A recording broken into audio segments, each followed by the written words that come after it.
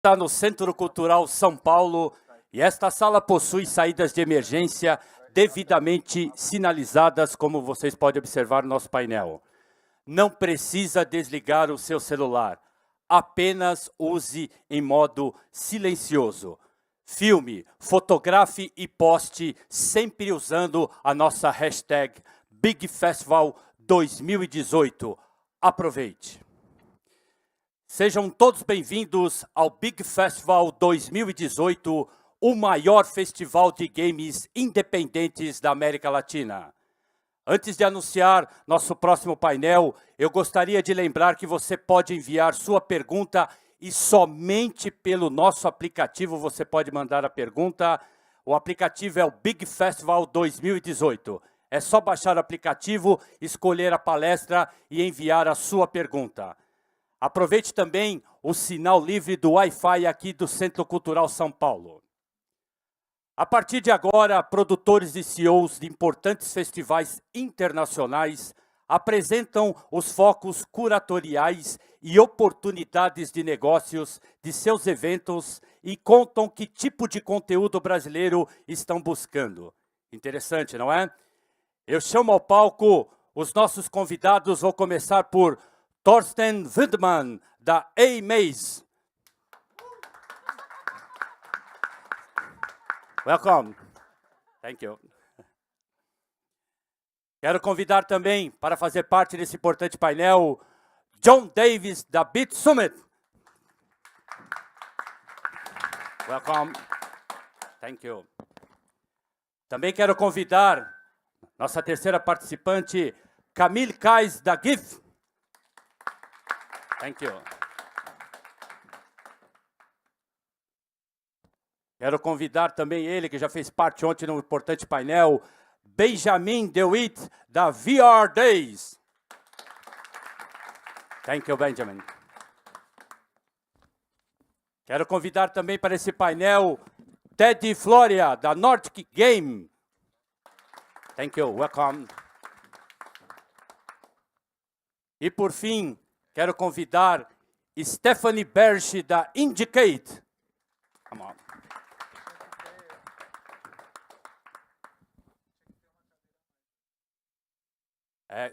Faltou uma cadeira para o nosso Gustavo, né? Vou convidar o Gustavo e já vão providenciar uma cadeira para o nosso... Como moderador desse importante painel, vamos receber Gustavo Steiner. Por favor, Gustavo, seja bem-vindo. Eu acho que nem vai caber, acho que eu posso ficar meio aqui, assim, eu levanto. I can stay here a little bit. Bom, só para apresentar, aqui a gente tem importantes festivais parceiros com os quais a gente está tentando desenvolver uma parceria mais profunda. A ideia é que cada um dos festivais apresente um pouco o perfil deles, o que eles esperam, o que eles fazem, e aí vocês podem saber exatamente que tipo de conteúdo mandar para eles e tudo mais. E depois, no final, tem uma abertura para perguntas de vocês. Tá bom? Então, eu vou passar a palavra para o Ben, primeiro, porque ele tem que sair para pegar um avião já já. So, Ben, please, if you can start, because you have to leave early. Hello, everyone. How are you doing? Everything okay? Good. It is.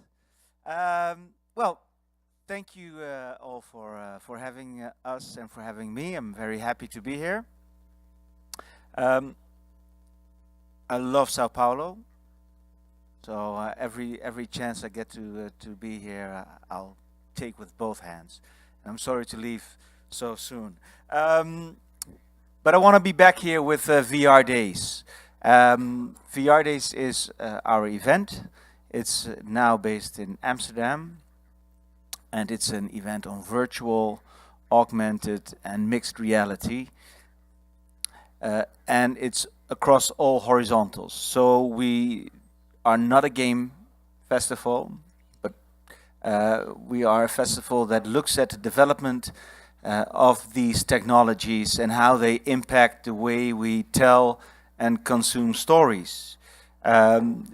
So that ranges from the arts to science, to healthcare, and to business applications like training applications.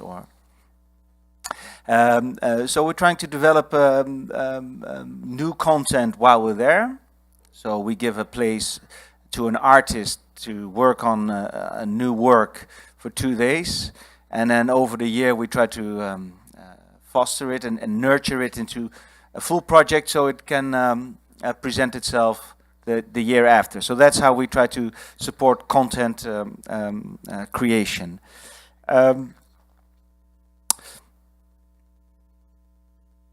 So we do a lot of talks, we have a big expo, we have a part where we show our selection of the best content, and it's a lot of networking and meeting people.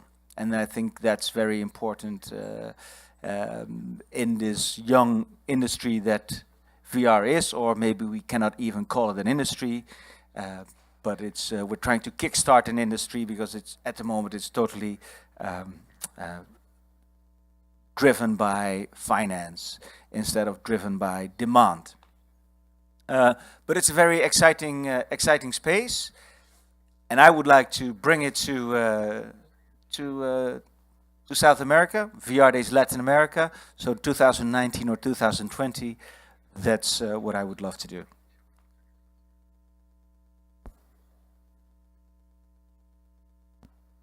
Cool, thank you. So who wants to go next, or do I pick? I can pick Teddy, and then we go from here to there. Hi everyone, my name is Teddy Floria, and it's my first time in Latin America actually. I'm very pleased to be here in Sao Paulo. I'm going to spend 3 weeks in Brazil to discover your country, various aspects of it, from culture to games to a lot of adventures, hopefully. And I'd like to thank, of course, Gustavo and the organizer of the big festival for doing an amazing job. As I mean, I've heard so much about the big before coming here.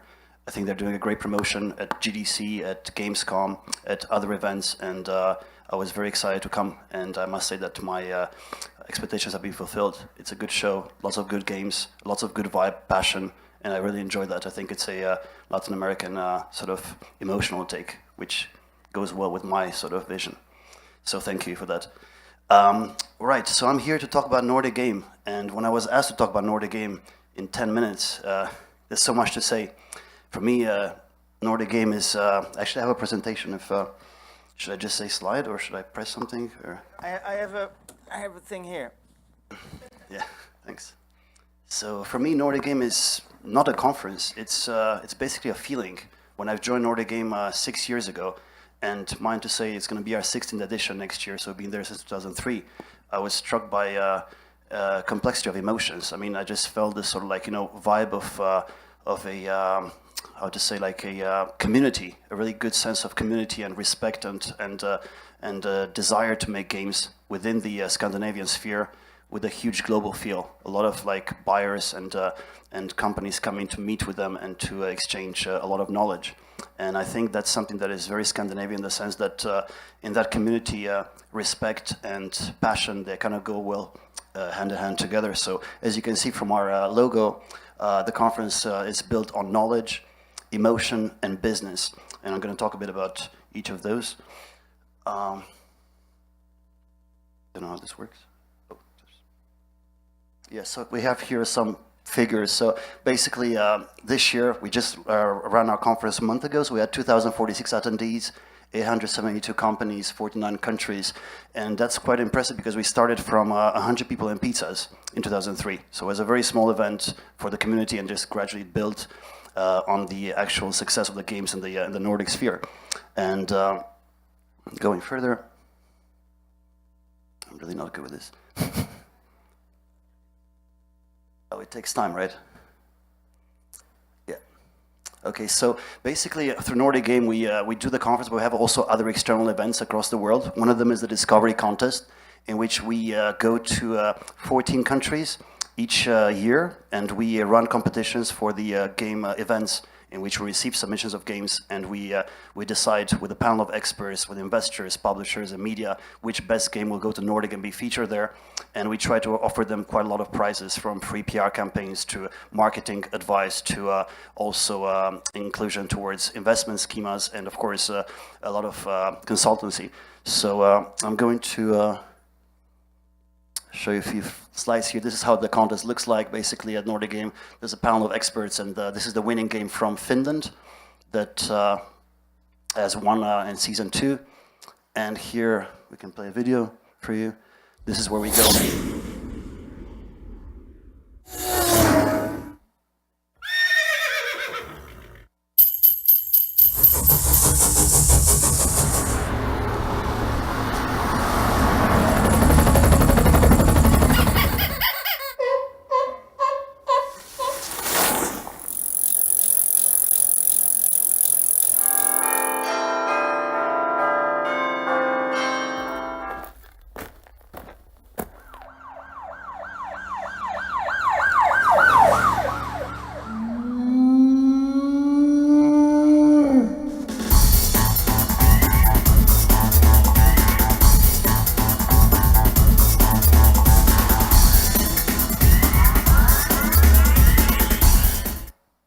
So it's a lot of traveling, a lot of beer on this tour.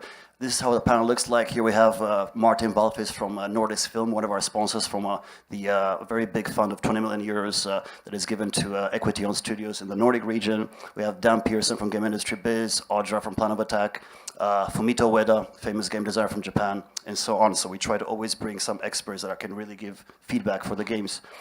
And this is the winning game in 2017, so it's Okmo.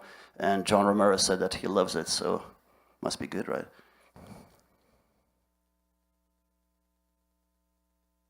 It's a mobile game, by the way. And that's how the Finns celebrate. So this was after they won the award.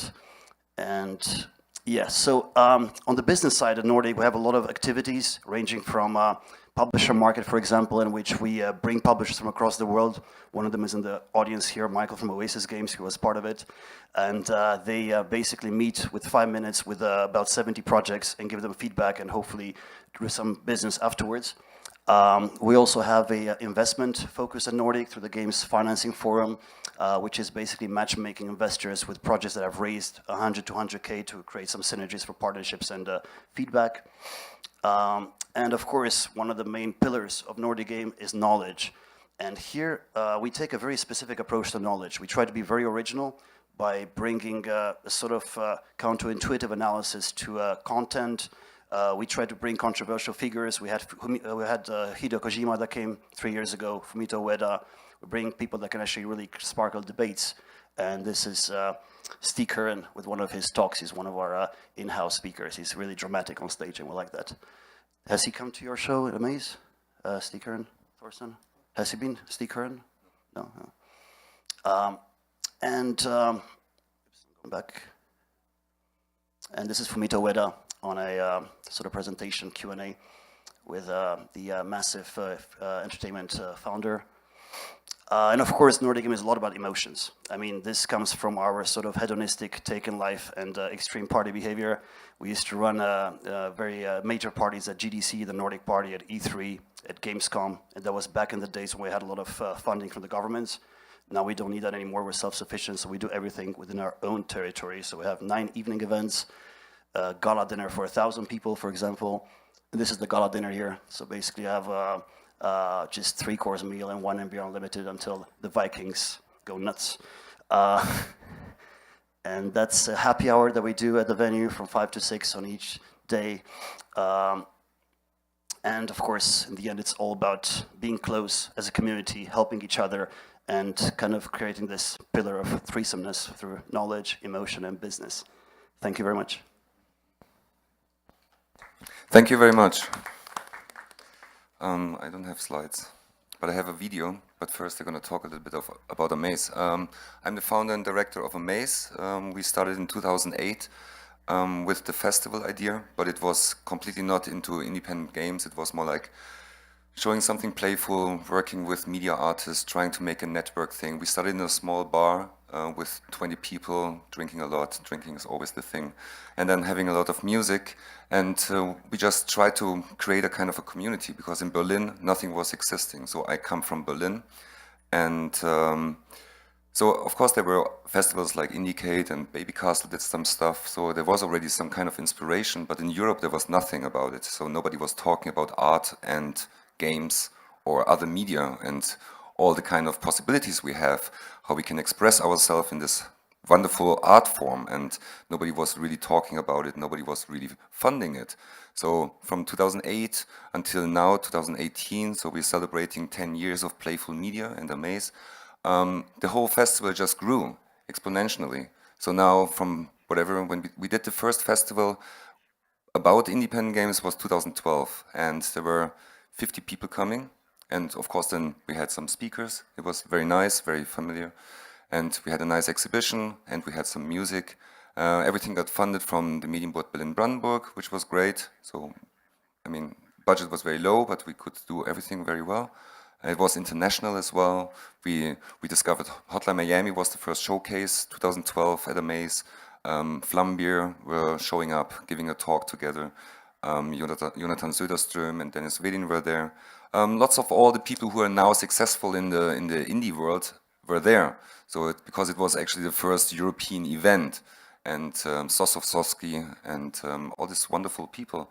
And now we get 1,300 people, professionals, coming to the A.Maze festival, and there's nothing business related going on at A.Maze. So people are saying, or you were saying, it's kind of the Burning Man of video game festivals. So we have a lot of party, or it goes from, I mean, we have 2 days of, 3 days this year about creation process and also meaningful things and how people are thinking who are making games. And we have master classes, so we have 20-minute talks. We have workshops in hands-on creation. We have screenings.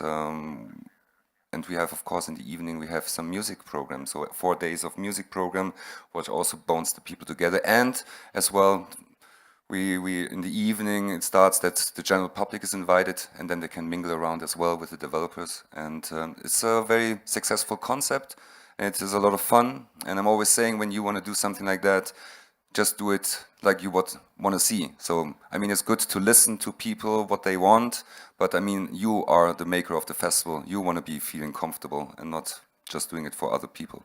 So I think what A.Maze is doing is growing by itself because we have a wonderful team, and the team is adding a lot of new stuff, and people all over around the world are adding wonderful things, because I can't have an eye on everything, so you need a team.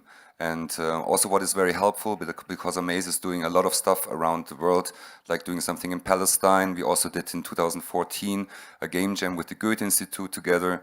I also made from scratch from 2012 until last year a festival in Joanesburg in South Africa, built their very strong community. Like Ben Myers, one of the nominees for the Best Game Award with Semblance. He was also my program manager back in the days. Now he's just concentrating on making games.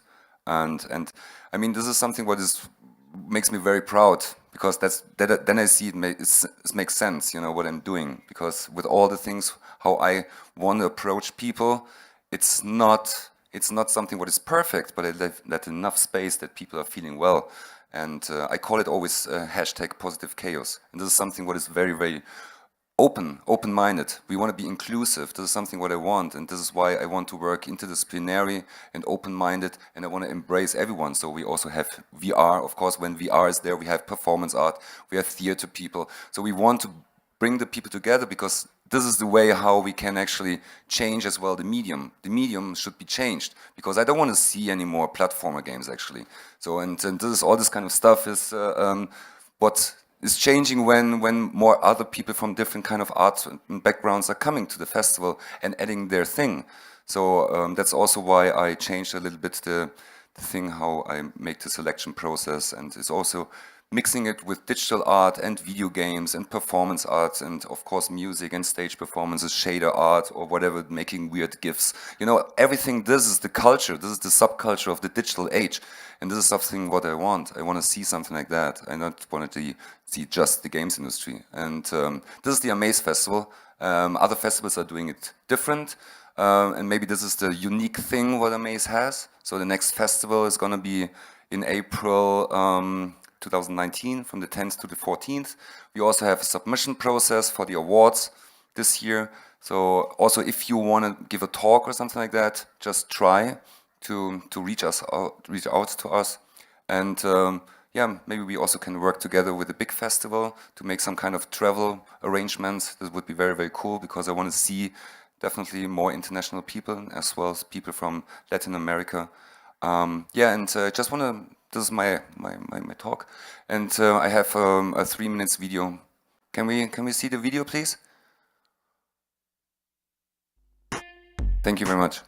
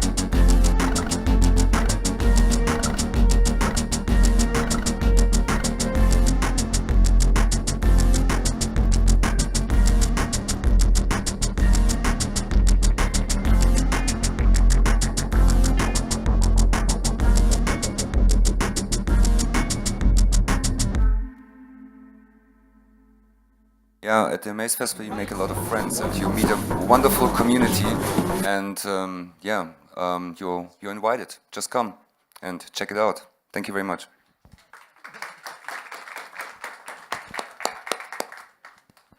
Hello, everyone. My name is John Davis. I'm one of the co-founders of BitSummit.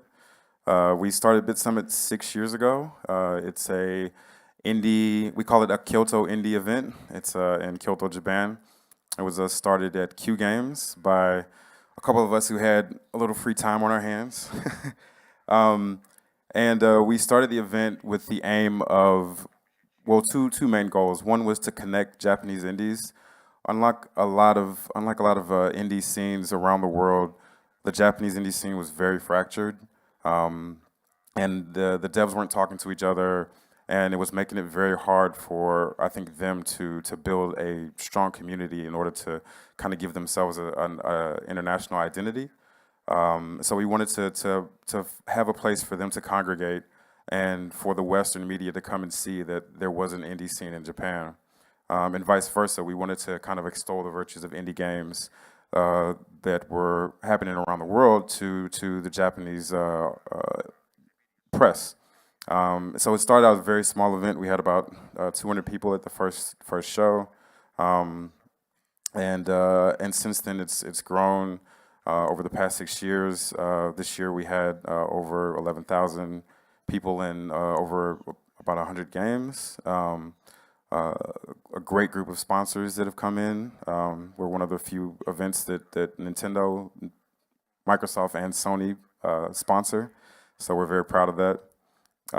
The event has grown to the point now. It was kind of a B2B event at first, but it's very much a B2C event now. We try to focus on letting Japanese, like the weirdness of Japanese indies, kind of spread throughout the world. We've had some very, very strange games come out of it. We always seem to have some.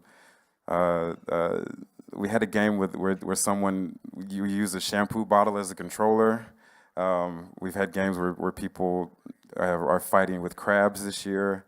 So it's a very interesting festival. It's very small, I think, compared to a lot of these events that you guys are doing. I think I'm probably the tiniest voice up here. But it's very intimate because of that, and I think the devs have a really good time. We do BitSummit usually about May or June every year, and we've collaborated with the Indie Mega Booth, with Busan Indie Connect, which is another indie festival in Korea, with Taipei Game Show and Taipei Game Developers Forum. And so, yeah, it's a great show. It's a great excuse, I think, for devs to come and visit Japan. I think I hear this all the time, like, I want to go to BitSummit and I want to go to Japan, so it's a great excuse for me.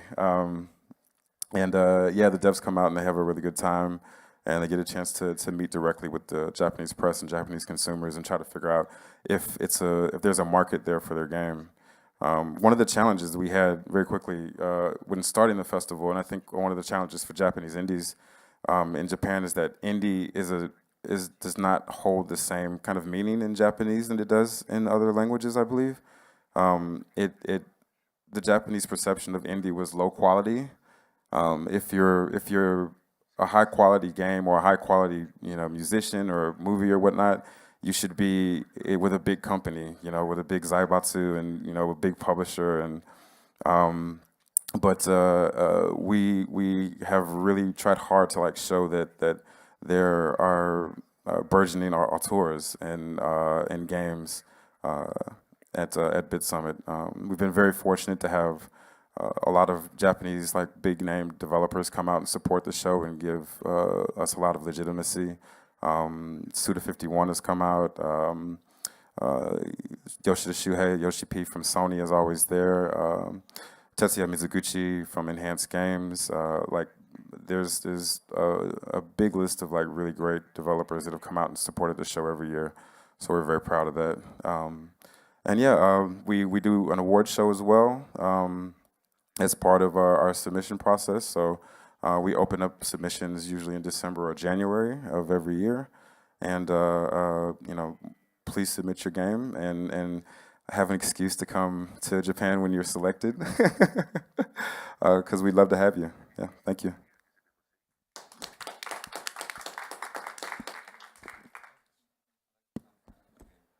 You can still come. Yeah. Have a presentation, I think.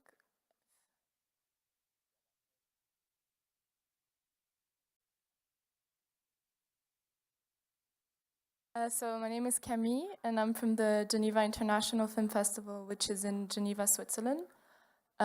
It's a film festival, but we present different types of formats, and we kind of defend a position which is at the crossroads of genres and disciplines.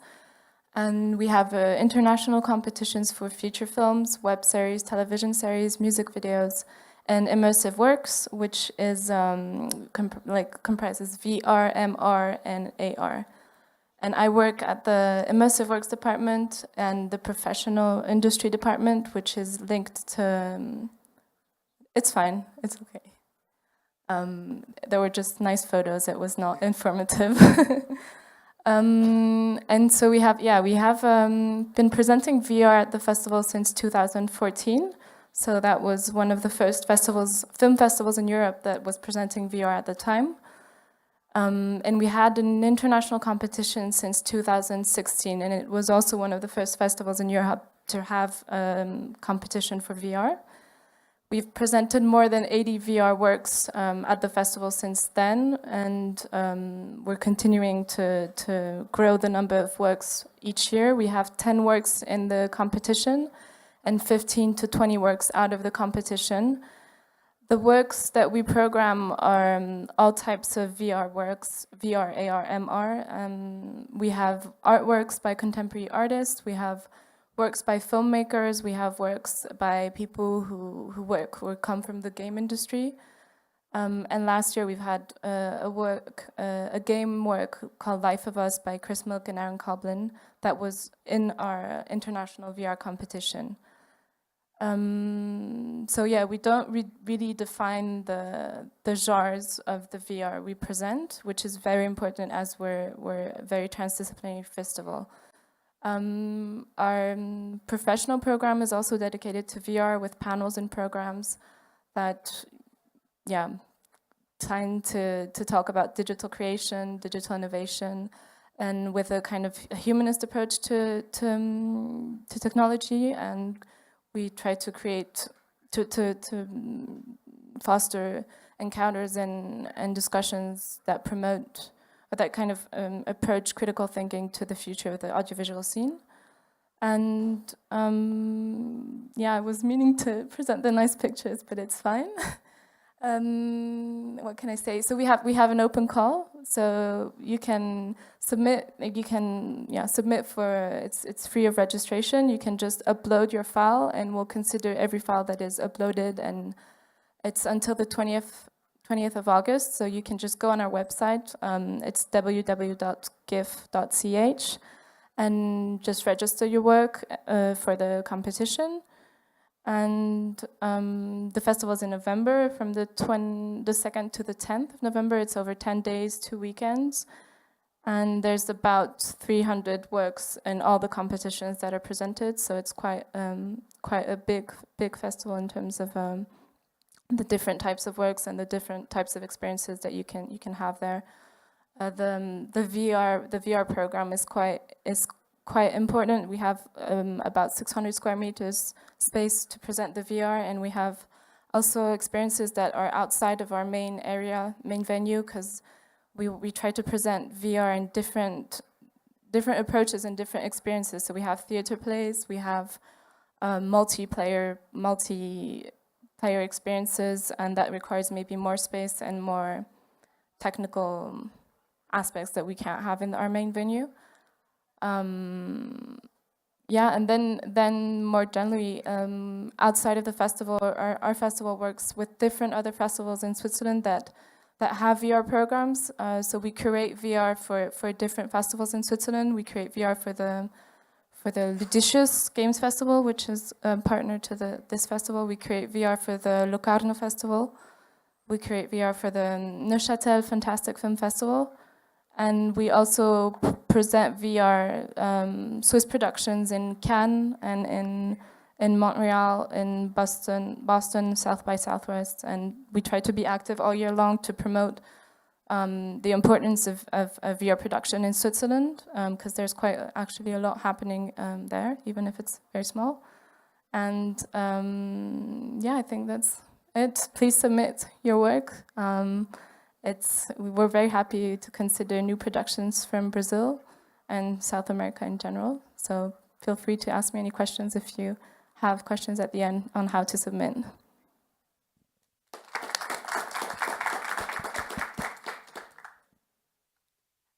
Hello, my name is Stephanie Barish. Oh, okay. And I'm the CEO and founder of IndieCade. About 14 years ago, a bunch of us were sitting around in my parents' living room, and we all worked on the fringes of the interactive media industry. I came out of animation and kind of fell in love with computers, and myself worked on the first Mortal Kombat. So I did a bunch of stuff, and we were all, looking around the game industry, since I kind of came out of film, and we were looking around, and we were like, there's no Sundance, there's no Cannes, there's no Tribeca, that didn't even exist then. But there were no festivals really celebrating independent games. And there was nobody really talking about independent games in the same way that people were talking about it, about films. And the independent films have been so crucial for moving into the film industry forward, for bucking the conventions and creating really interesting work and making the future happen. So sitting around in my parents' living room, we had this idea, and we started, we used Sundance as our model, and we were like, who's going to be our Robert Redford? How are we going to do this? And then we decided, games are collective, we're going to do this together. I have been working with the same people for all of these years. So IndieCade is not an individual project, just like making games usually aren't either. And life is pretty collaborative. And it took us about 2 years to get ourselves together to get our first event. Our very first event was at E3. And we were so grateful to get like a few dollars and be able to bring independent game makers to E3. And it was just kind of at the peak of where people were starting to be interested in independent games. And like half the games that we brought, people were amazed by, and the next year showed up on the big part of the show floor. And that kind of started where we were. It took us another year or so to get our first festival together in Seattle. And it was completely amazing to bring together developers that hadn't had that experience before. We got a little bit of arts funding, and in the United States, that's very unusual. And the people who funded us, the city that funded us, were shocked that we got people coming from around the world. They had funded all these like sculpture projects and painting things, and they only got local people. But we got people from around the world. And at that time, which was 12 years ago, there weren't really very many events for developers to get together and connect. And so it was a really big deal and a big opportunity, and it meant a lot to us to be able to do that. And it took a lot to be able to do it. So that was kind of our launch event, was having our very own event. And we've also tried being like part of other little events. I was telling John about our first time we tried to be at PAX, and we just didn't understand what PAX was about. We brought all these experimental games, and nobody understood at all what we were doing, and we were never invited back. But luckily we persevered and continued with our own festival. Our mission is really to celebrate independent games, to help raise them as being culturally relevant, as pieces of art, as pieces of fun, of pieces of things that are really important, that are moving the world forward. And not just the games, we really celebrate the people and who makes the games. It's really important. They're not disconnected. And at the festival, the focus is really on our games. So at the center of our festival now, we've had 12 editions. We've been at E3 for longer than that. And we've spun off and created an event in Paris because we realized that it's hard for European developers to get. It's expensive to get to the US. We've shown thousands of games. We show all kinds of games. We're completely platform agnostic. We were the first festival to include things like live games of humans versus zombies and people throwing socks across things, and live versions of Frogger and alternate controllers. And we've shown all kinds of things. And we continue to show whatever the next and newest thing is, and that's kind of what we care about. So each year we have now a festival. We have it's a competition, really, because you have to submit your game. Our submissions are still open right now. There is actually, if anybody's interested, on our website, IndieCade.com. But please feel free to reach out to me if you have any questions about submitting your game. But our submissions are open right now for our fall festival in October. We carefully review all the games. We really think about the games that go in, and we really think about the people. So we end up with about 36 nominees, and a bunch of other games that are kind of hand-picked that we think are important in the festival. Last year we showed about 200 games. But even if you're not accepted into the festival, your game and you are very important to us, and you are invited to the first part of our festival to show your work that didn't get in.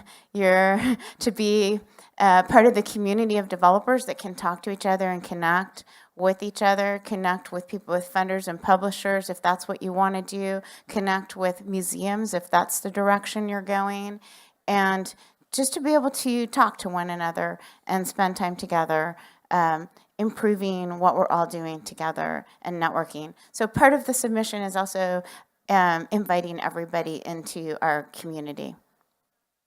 Our festival is in October. It's October 11th through 13th. And in Paris, it's the 19th and the 20th. I don't really have anything else to say except that for us, games and fun and doing this is the medium of the future and the medium of all of our generations, and it's really so rewarding to be part of this and to make all of these new friends. 7 years ago, Eliana and these guys came to us to tell us this crazy idea they had for making Big Festival. And, we sat there with them and, we were trying to, brainstorm and have advice. And it's been so wonderful to watch it grow from afar. And I'm so impressed to be here. So thank you so much for having us and having us be part of this community.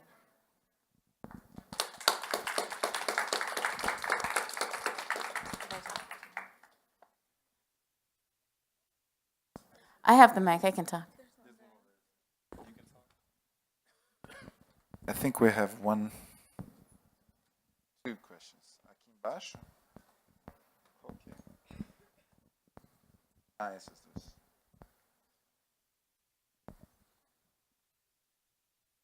I'm trying to understand the question. Just a second.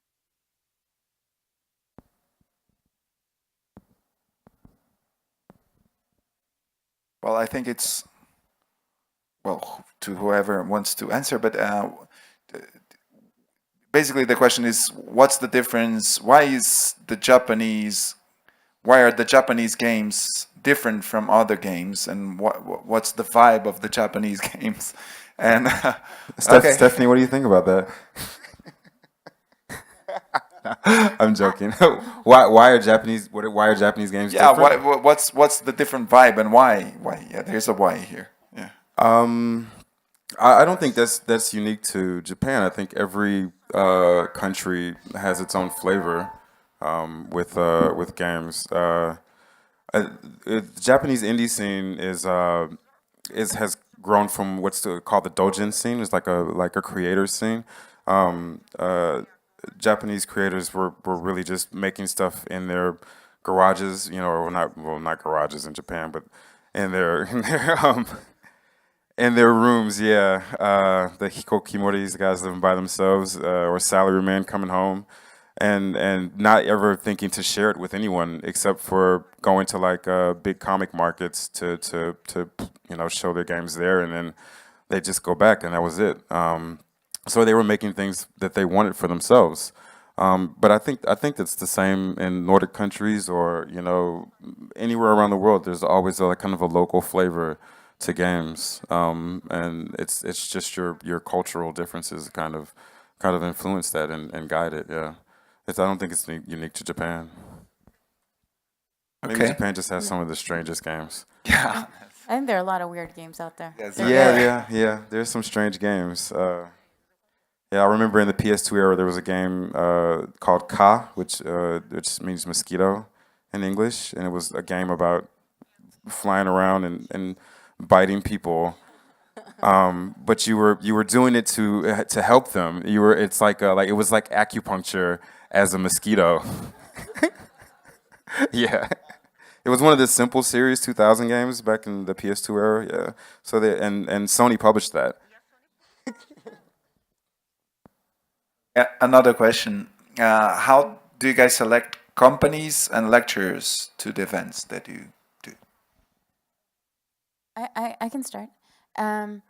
By companies, I suppose you mean the submission process for the games? Or does it mean for the industry companies? Oh, if industry companies, we ask the developers who they want to talk to. So we go straight to the developers and ask them, and go backwards from there. And the way we have talks is we either decide there's something that's really important that we want to talk about, and all of our committees are headed by our alumni, people who've been part of IndieCade, and they run it. Or if you've submitted a game, you're allowed to submit a talk. And so we have a lot of our developers who are also speakers. At the A.Maze Festival, we have no submission for talks. Everything is handpicked because we just check what people are working on, and we try to get connected to them, and because in a 20 minutes talk, you don't have so much time to really talk about everything and go very deep. So we just say, put something what is really, really valuable for you, why you do it and why you are creating this kind of game maybe around the topic. And then you start talking about it. And we also have some longer sessions, like Adrian from Hidden Fox was giving a talk, very good, strong talk, where he was talking about transparency, so of how how he created his work and how good it is for him when he is a successful developer also to give all his knowledge out to people, that they don't do the same mistakes or that they learn from people who are successful. But it's not kind of a business talk, so we are not working with real companies. We are working more as well with universities who have a certain topic or a subject they want to talk about. So we also invite media researchers to come to the festival and talk about the research, what they do. Because for me it's very important that all the stuff what is happening now, and for me it's a kind of a movement, that everything is very nicely documented and archived. And who are the archivers? These are the media researchers. They're writing about us. They're writing about you, cool stuff what you do. Suddenly it's in a book and it will never get forgotten. And this is something what is definitely an aspect of the festival. And yeah, that's about the talks. And then we have also awards, submissions. Cool. Thanks. Anyone else? At Nordic Game, actually, we have 3 types of talks there. The main ones we handpick, like A.Maze. So we look for anything that is very original, that is innovative, that has practical implications, and that can actually move the crowd and be remembered. So we don't have submissions for that one. But there is one track that we dedicate to developers, which is the fast track. And this one, it's about, we take a problem-solution approach in the sense that you come on stage, you submit, and then if you're selected, you come on stage, and then you present a problem you had in your game design or in your game business strategy or monetization, anything, video trailers, whatever, and then how you've actually overcome that problem. Because in the end, it's all about learning together and being very honest and just growing the sense of community. And the third one we've started this year, just 4 weeks ago, and it's something that kind of goes against world politics today, against antagonism and all this racist behavior by world leaders. So we try to actually create a medium for games for change, in which global values are reinforced through local solutions. And for this one, I'm very happy if you could submit to us any sort of ideas. This is run by Kate Edwards, who's the former IGDA general director, and Tsahi Lieberman. So we try to have a lot of diversity within this specific dimension. And on the game submission side, of course, with Discovery Contest, which I hope to bring to Brazil next year. So we have a clear entry from Brazil in the Discovery Contest finals at Nordic Game. You can submit to those or to any events that we travel around the world. Our next Discovery Contest will be at Gamescom, where the official competition for DevCon. So, and there's also wildcards. But if you have any questions, you can just write to me, Teddy at nordicgame.com. Thank you. Thank you. So now we managed to upload your presentation. So you can show some pictures before we end. Thank you. Is that okay? Yeah, sure. I don't want to bring all the attention to me in the end, but so this is just the new poster of our festival. And so we have a theme each year, and the theme this year is trans realities. Oh, but actually, I have the. I was wondering. Slide. Do I have to push in this direction? But they're really just to look at. It's nothing very informative. It's nice to end with images and pictures. Let's sing together.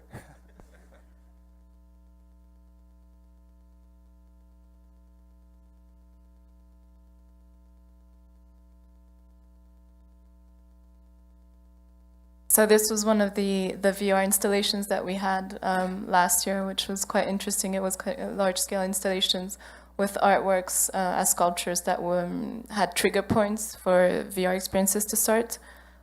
And it was a I think it was 8 or 10 people at a time.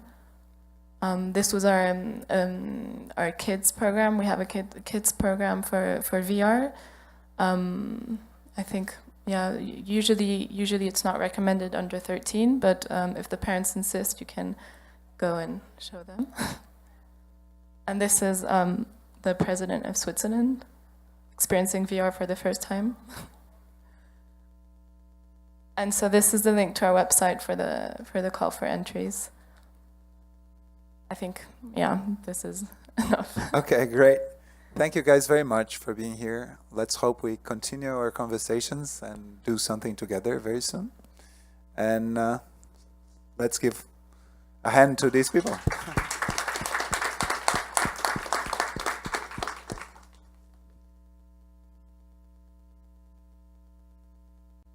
Muito obrigado a todos que acompanharam este painel, especialmente aos nossos convidados.